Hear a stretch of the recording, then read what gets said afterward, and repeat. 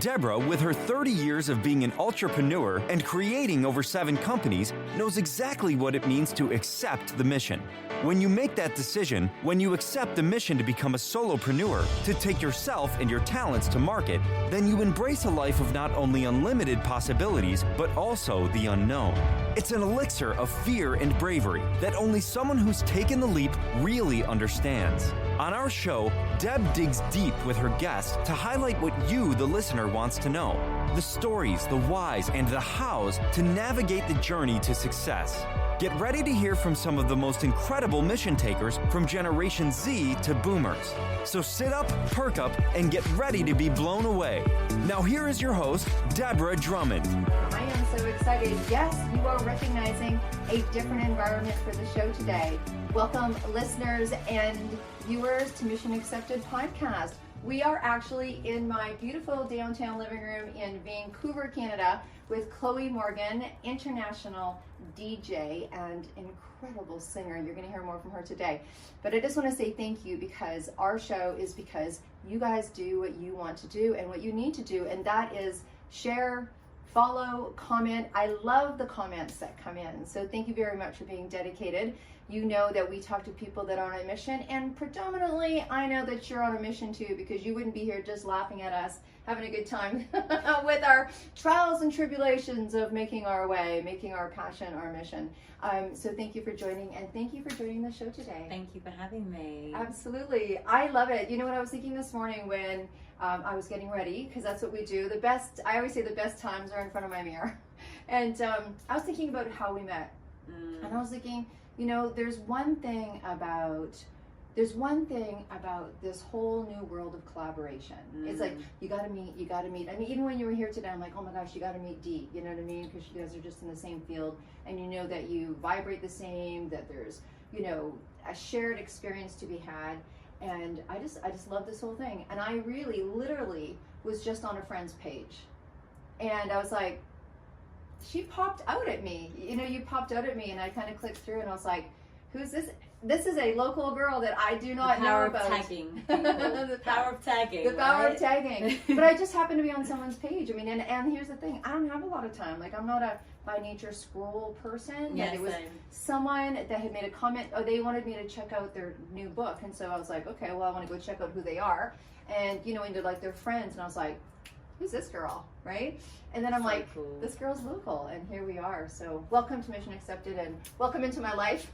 Yeah, well, thank you. I mean, and, you know, I just really appreciate people like you too, you know, because I think a lot of like people these days, they're afraid to make those connections. They're afraid to like take those steps, and I think we're very like-minded in that way. We don't let fear kind of like stop us, you know, from making those connections. So I really appreciated you reaching out, and I was like, this woman's really cool, you know, and you right away were like, I gotta have you part of what we're doing. So yeah, that's really awesome. No, that's a good point, because I think that there's different times in our life. I think as we get wiser, I'll just use the word wiser, we kind of get braver. I know I was listening to... And careless. Yeah. Careless about what people think. Yeah, absolutely. And you're like, reach out, don't reach out, and not taking it personal.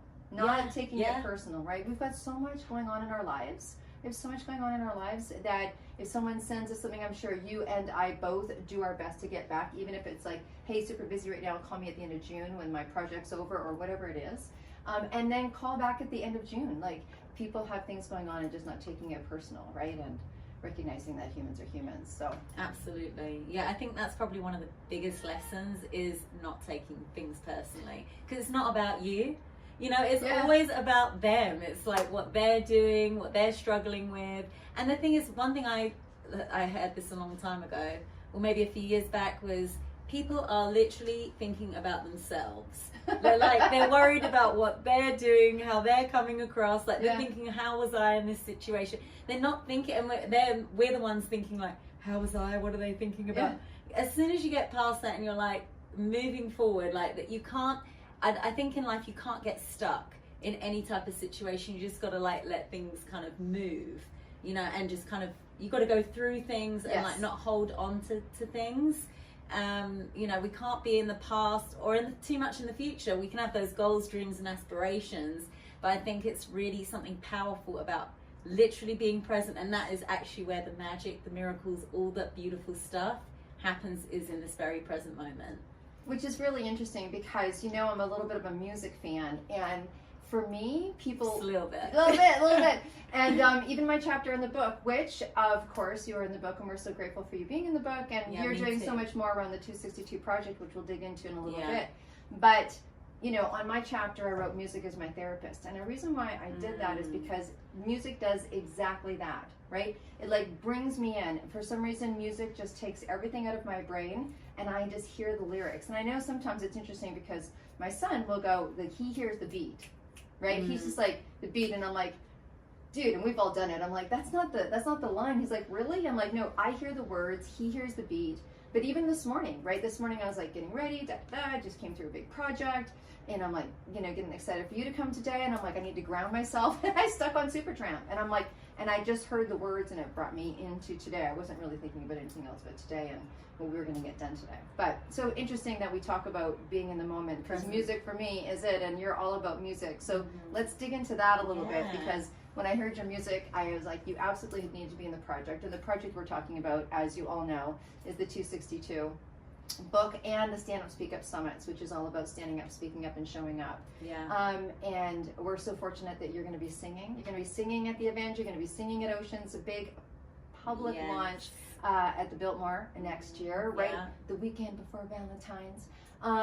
And so we're gonna bring that love. You're gonna bring the love. That's what it is, right? And that's what I learned about music is actually, you know, from some of actually the Motown greats that I've been privileged to be able to like work with, and actually can call my family now, like Shaka Khan.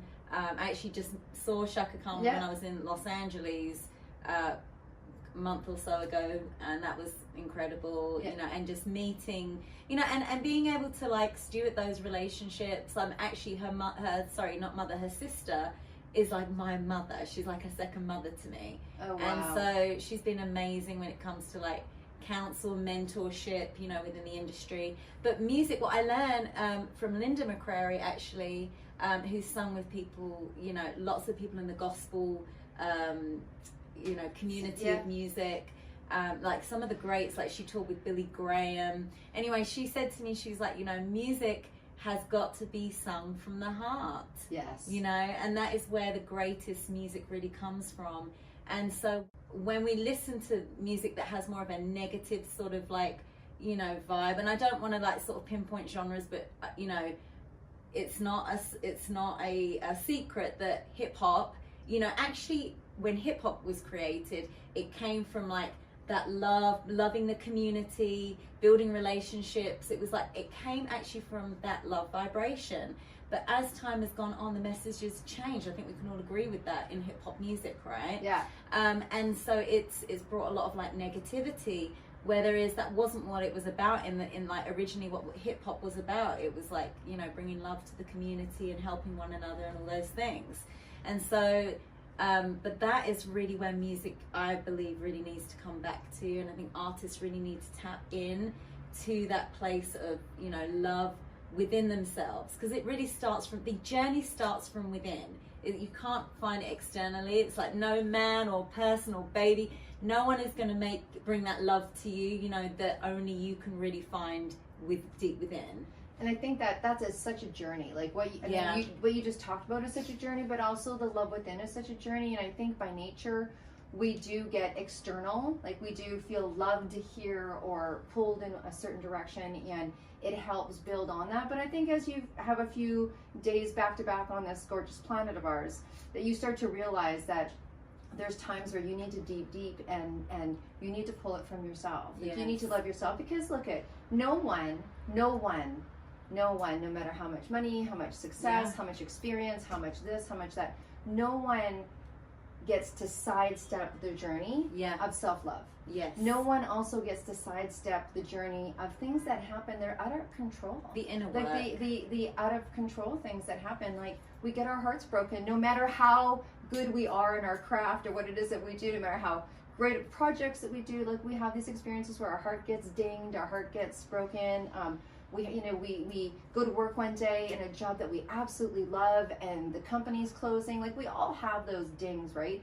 And then that's what kind of forces us to have that conversation inside, which I'm a huge believer in journaling. But look, you've had a really interesting journey, and let's talk a little bit about how you came upon singing. I know when I first met you, you're like, yeah, I was in a girl band in London and doing this and doing that. And I'm like, wow, you've had a varied path, as many of us have.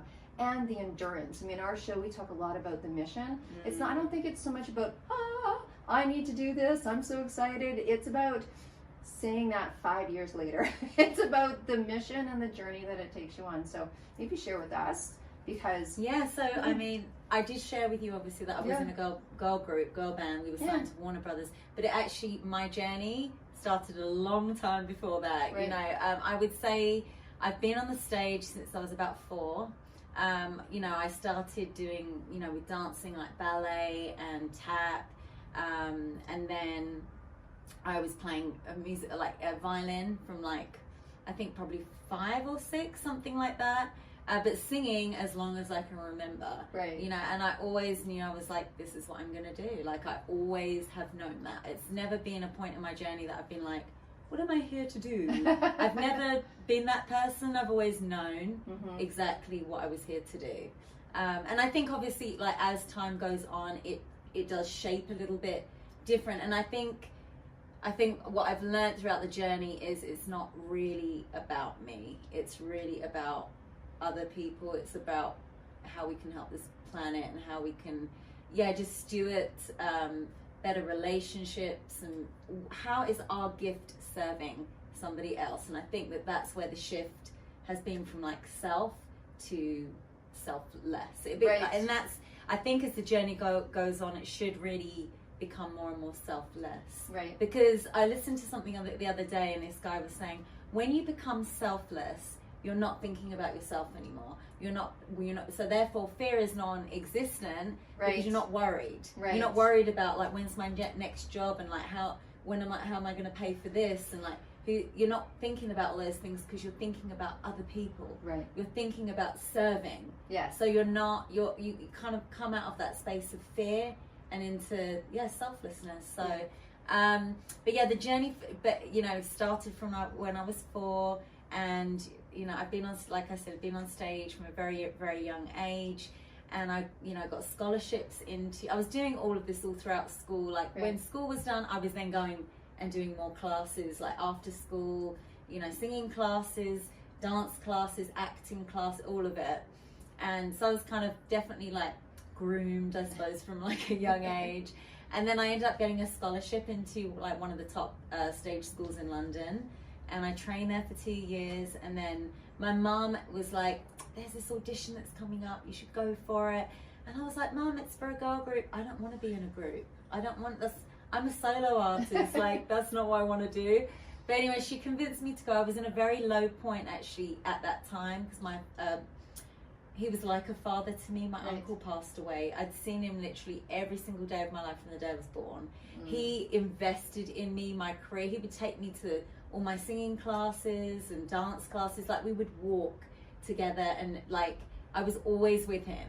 And then he ended up having I think it was an aneurysm, and like everything just, like kidney failure, like everything just happened in one day.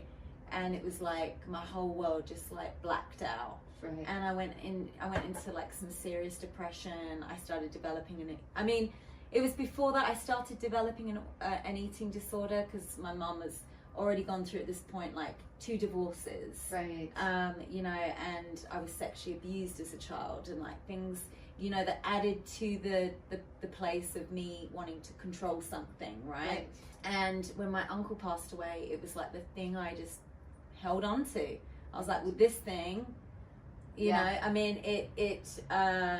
it served me, not in a good way, obviously, but it served me in the sense of like some type of comfort, something I could control, where everything was out of control. I was able to like grasp onto something. And, I obviously went on that journey, which was like over a decade-long journey of trying to come out of like that place of depression, having an eating disorder, all those things, and everything that ties ties around that problem. Right. Because when you have a problem like that, your whole world revolves around it. Yes. You know, like any addiction, it always revolves around that one thing. Because again, it's not about it's about thinking about yourself again, right? And actually, it was interesting. I was talking to, at that time when I was really struggling, I was talking to a pastor, and he said, you know, there's he was explaining about like ME, like the condition ME, and I don't want to obviously like, you know, but he was saying, because obviously everybody's got their struggles, and some of it can be psychological, some of it is stuff we can't control. So no judgments or anything in that sense, but he was saying, think of the word ME. He said, it's me, right? It's thinking about you. He said, when you take that focus off of you and place it onto something else, that will really, really help you. And that was something that did speak to me, you know, and like little pieces, obviously, that have kind of formed the picture to healing and wholeness. Right. But yeah, and then from then, after my uncle passed away, I was in that place of depression, went for this TV show that my mum was like, you got to go do this.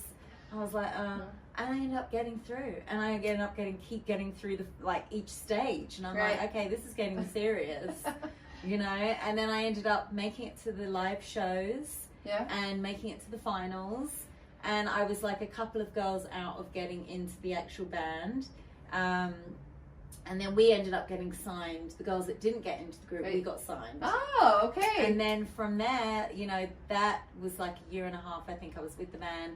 You know, it didn't work out.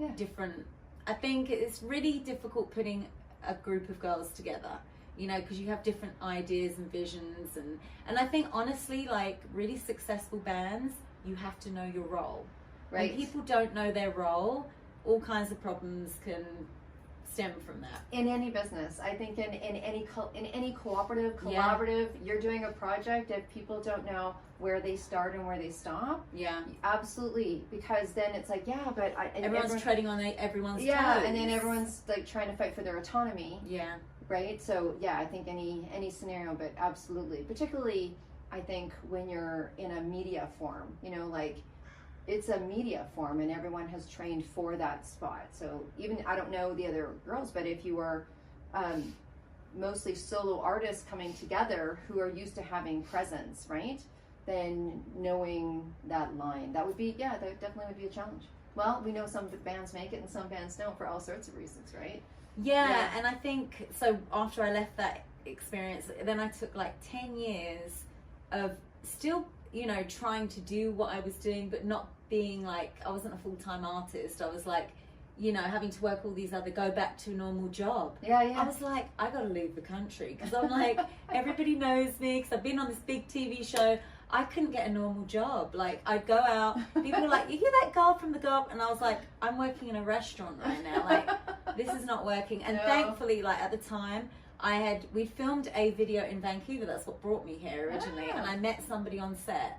And so I ended up moving out here, you know, being with this person.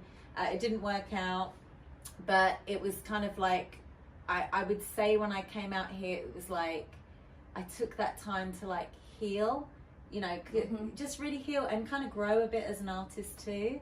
And actually what ended up happening, and this is how the whole eating disorder sort of wrapped up, was my second father, who married my mum, he adopted me and my brother and had 2 more children with my mum. Right. He ended up having cancer and passing away, and I went back to see him, and I was like, and we had actually fallen out for a few years, and then we sort of reconciled, and then suddenly he was like gonna die of cancer. Right. So I went back there obviously to spend time with him, and I was in shock. Like, I could not believe what I was looking at. Like, I'd never seen anyone that thin as well in the flesh. Right. And I looked at him and thought to myself, like, he can't help what's happening to him, but I can help what's happening to me. Yeah. You know, and I think that when he passed away, it was like, I was like, I can't live with this anymore. I can't, like, this person had no control, you know, of them passing away, and they was desperately trying to like not pass away, but yet I have control, and I'm slowly killing myself with this problem, right?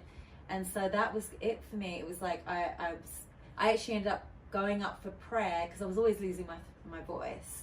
I ended up going for prayer, and the pastor prayed for me, and even though I didn't get my voice back straight away, the like bulimia, like it was cured in that very moment. And I've been trying and working on it for years. You know, I was in counseling like years before that. Right. You know, so it was definitely a journey. It can suddenly happen overnight, but it's usually like a journey to kind of get there. Right. And so, yeah, from that moment, it was like, I just started I was like, that's it now. Like, I haven't got anything holding me back.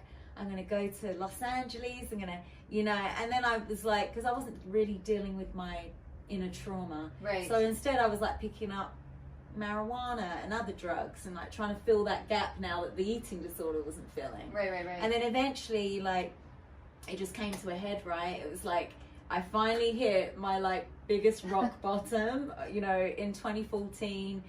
It was like my life was a complete mess. I had lost everything. Went back to the UK with literally a suitcase full of clothes to my name. I'd lost everything, the home that I built, everything, and went back home and was like, I gotta do something in my life. Like this is, I was suicidal. I did not want to live because it was like everything was just a disaster. And I ended up reconnecting with God at that time. I was actually prayed for. It was one of the most powerful prayers I think I've ever, like, people, I had about 10 people lay hands on me, and I was literally like shaking, like to a point that I was like there's some stuff like this like being broken off of me right now. This is like insane. But it was from that moment that I was like, okay, I got to live my life for God now, like on a serious level, you know, because I'd made my connection with God like years and years and years before that anyways. But right. You know, the walk isn't a straight walk. You know? No. It can be a bit like this at times, but this is the mark, I think, that was like, okay, I'm going to be serious now. Like, I need to be serious because my life is like, I don't want to live anymore. Right. So it was that year of healing and like going to everything that you could possibly think that I would need to go to receive healing. I was there at it, like deliverance ministries, Bible studies, like counseling, like whatever you could think of, I was there. Because I was literally like, I'm gonna die. I don't want to live anymore. I was literally that low. But in that year I learned to DJ. And I learned to DJ, and even after 2 months of learning to DJ, I started approaching clubs, and I was like, hey, you know, I'm a DJ from Canada. And like, I did not know what I was doing. I was like, I'm a DJ from Canada, and they were like, oh, this girl seems like, you know, and of course they gave me like opportunities, but then they're like, she can't have been doing this. Either she's like not that great, or like she can't have been doing this long. But so obviously it takes time to get, you know, going good and everything. And it was literally 1 year after I was prayed for, I came back to Canada, and my career took off here. Like, I've never worked another job since 2015. Okay. Wow. 2015, I've been full-time back in the music industry. So if you take that back, I mean, you said 2014, you went home with a suitcase. And you were like, you know, emancipated, it sounds like. You were pretty, you know, empty on the inside, and definitely, and then by 2015, that's quite a short span when you think about recovery. When you think about recovery and getting yourself back up, and good for you for walking in and like, I can DJ, I got this, I'm from Canada. So they're like, well, we don't really have, we can't really resume that because it's a different country. But it reminds me of Richard Branson when he's like, just say yes and figure it out afterwards, right? So it's experience. Yeah. And I think, you know, I'm like definitely of an experienced type of person. Like I'm one of those people, you just got to throw me into it, and I'm going to figure it out. Yeah. Wow. That's quite a story. Thank you. There's a lot of transparency in there. You know, there's a lot of vulnerability and transparency. And I know I've been talking to a lot of women lately, and there's about sharing. Does it help my career? Does it hinder my career? Are people going to be drawn towards me because now I'm standing in this direction versus that direction? Is it like, even, you know, people that have had abuse in their background, or people that have had addiction in their background, or people that have had, and they get to a place in their life where like, okay, I'm ready to share it, or I never want to share it. Did you go through any of that? I mean, you you just shared with us, thank you so kindly, because you're a beacon, right? So beacons tend to go, I know my message isn't going to just maybe heal one person, it's going to heal a lot of people. Did you go through any of that? I always learned, the power of your testimony. The power of your testimony is powerful, and if my story can help somebody else, then I won. You know what I mean? Right. I already won, and so for me to be able to share this experience, I do really believe, though, I think you've got to be on the other side, right, with a lot of it. Otherwise, you could be sharing things that you're not necessarily through yet, and could still be a trigger factor, or something that can set you back. So, yes. I've always been I've always been a very honest type of person. I definitely went through, when I was doing drugs and all that, I went through a time of completely silencing myself and being more hush hush, wouldn't open up. But I think it was I was just trying to hide. It was trying to hide, and I was being silenced as well, for sure. By fear and all kinds of stuff that was going on. But I definitely, as I shared more of my experience, it creates freedom, because it allows you to be free to be able to share it. It's like the moment that you break silence, right? It's actually, it's freeing. Yes. And I think the transparency can also give somebody else freedom. Yeah. It can, when somebody else is they're like, wow, if she can do it, I can do it. If she can be honest, then I can open up, I can share too. So I really hope that, my message inspires people that way to, obviously work on the things that they need to work on, to help to overcome, but to be able to share so it can help somebody else. It's like your pain is somebody else's gain. Your mess is your message. Yeah, absolutely. So yeah, absolutely. I know we're coming close to time, so a couple of things quickly. Share with us. Already? I know, right? I have a couple questions I want to ask you that are kind of off, and there's one question I have to ask you because that's what we do in the show. But so tell us, okay, where now? What's going on? How can we hear you? How can we this? Tell us what's going on for you now and what you got planned in this future. Yeah, well, I'm becoming an author. Yes, I know. International best-selling author, soon to be. Oh, she decided not to do just, go in. She's in a book of 262 women of gumption, creative and media, and entrepreneurs and women of history, which is a little secret and surprise. Yeah, thank you for that. Absolutely. Thank you for bringing me into this. It's a new avenue. It's amazing. I'm really, really thankful for all the beautiful blessings and opportunities that are coming up. So I'm actually going to be I'm creating a masterclass where I'm going to be able to share my gift and lead other people to learn to DJ and performance.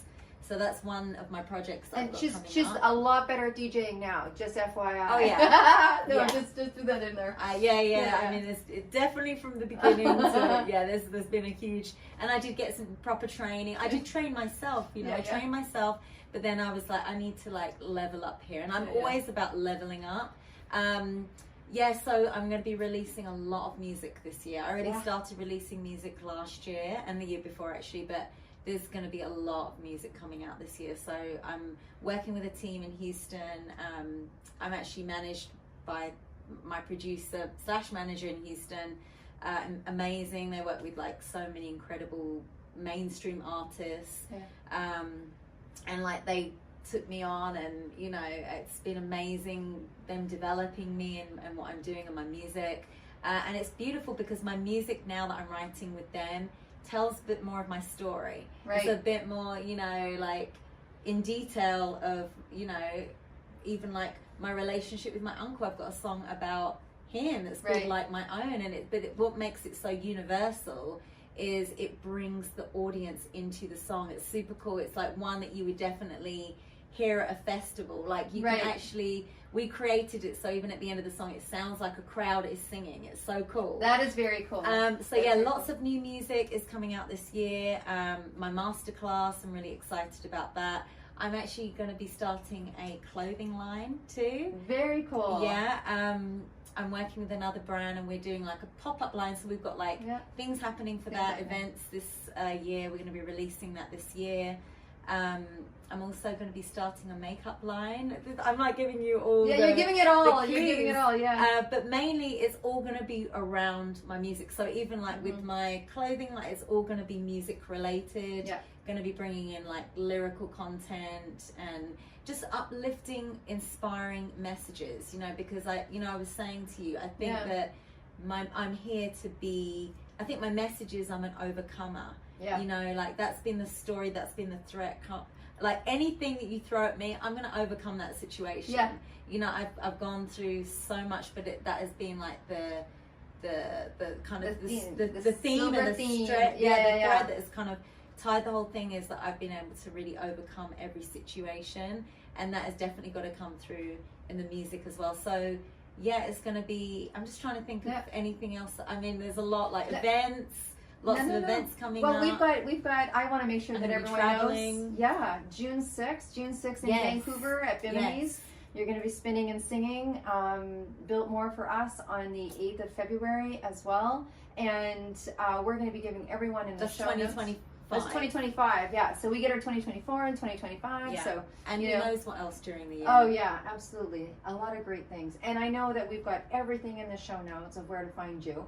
In case someone's listening as they're driving right now, pull over before you do this, and wants to look you up. Please just tell them your website, and then I've got one last question for you. Absolutely. So you can find me at chloemorganmusic.com.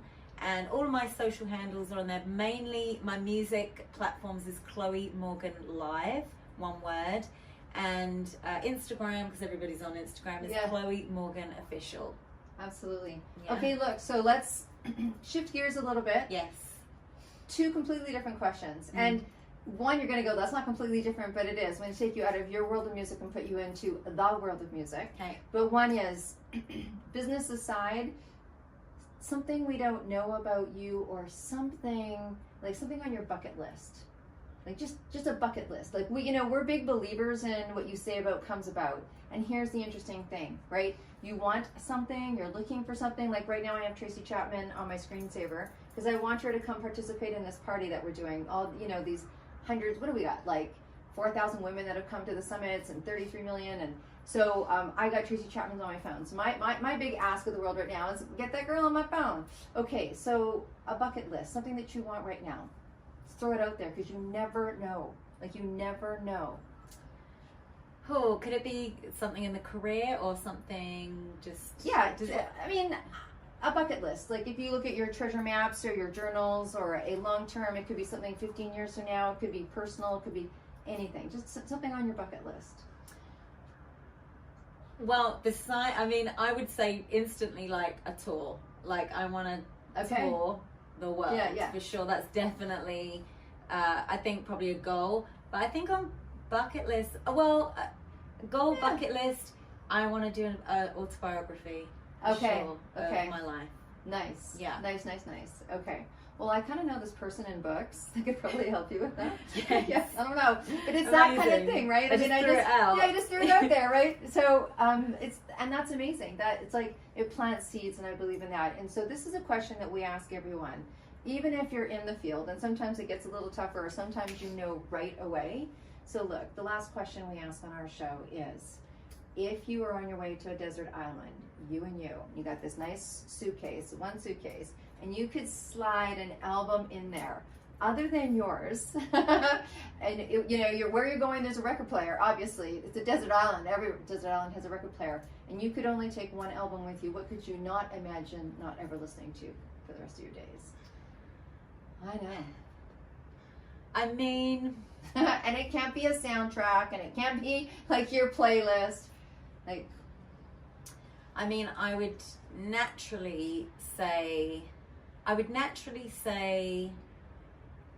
like, I love gospel music, and I feel like gospel music would carry me to the end of my days. Like, I mean, I would love to say Michael Jackson, Whitney Houston. I could listen to them like all the time. Like, they're my two. I would say they're one of my two favorite artists on the planet. But I think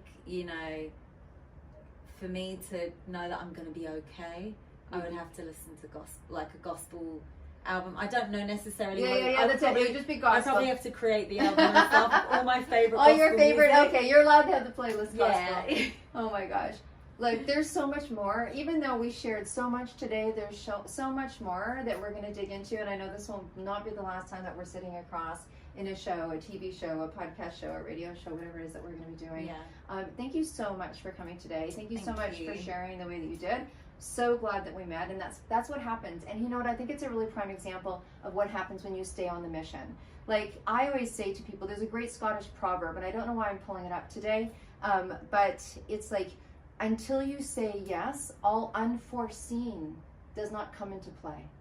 So when you say yes, then doors open that would never have done. And that's why, you know, there's people who are like, I don't know if I can afford to do this, and I don't know if I can afford to do that, and they're like, oh, you know, it costs, I don't know, just give an example, it costs like $1,000 to do this thing, and I really want to do it for my business or my career or my passion or whatever. And I'm like, if you walked out the door today and you needed to buy 4 tires for your car because for some reason they're all, you know, they're all flat, they're all done, someone slashed them or whatever, would you find $1,000?